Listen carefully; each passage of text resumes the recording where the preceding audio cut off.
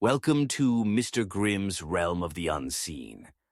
I'm Mr. Grimm, your guide to the supernatural and the spine-chilling. If you crave thrills and mysteries, you're in the right place. Hit subscribe and join me as we explore the darkest corners of the unknown. Are you ready to face your fears? I remember the night I stayed in the Enfield house like it was yesterday. It was mid-October and the wind howled through the trees, making the old house creak and groan.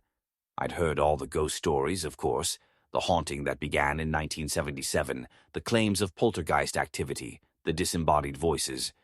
But I wasn't expecting much more than a spooky old house when I agreed to stay the night. When I first walked in, the air felt heavy. The place was a time capsule from the 70s, with wallpaper that had seen better days and furniture that looked like it hadn't been touched in decades. I set up my sleeping bag in the living room, hoping the familiar surroundings of my childhood home would offer some comfort. Around midnight, as I was trying to fall asleep, I heard a noise coming from upstairs, a dragging sound like something being pulled across the floor.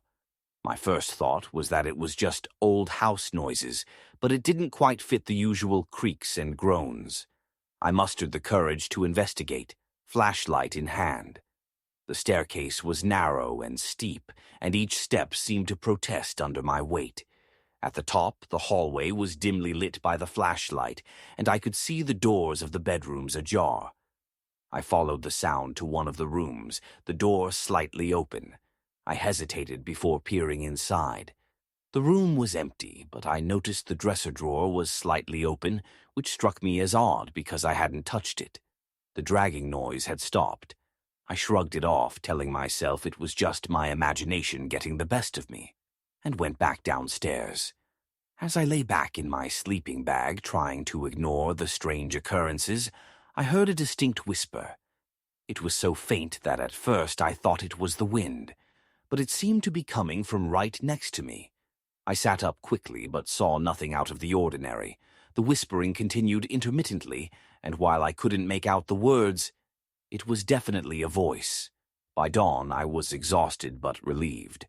I packed up quickly, eager to get out of there. The house looked so much less menacing in the daylight. I don't know what happened that night, but there's a lingering unease that stays with me.